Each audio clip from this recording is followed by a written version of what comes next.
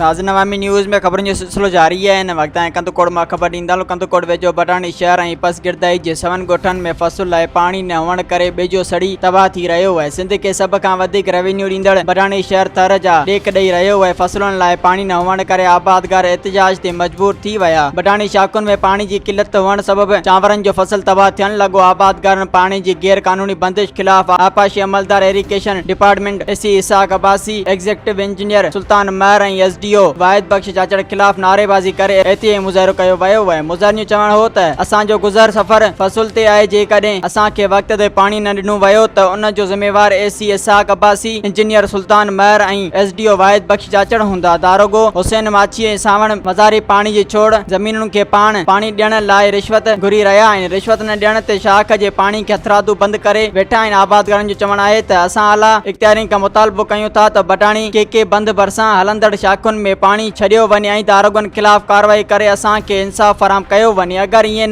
थियो त असां मजबूरन इंडस हाईवे ब्लॉक करे सख्त खां सख्त धरणो हणंदासीं। मजीद खबरों और तफसीलात के लिए विजिट करें हमारी वेबसाइट www.awamiNewsHD.com।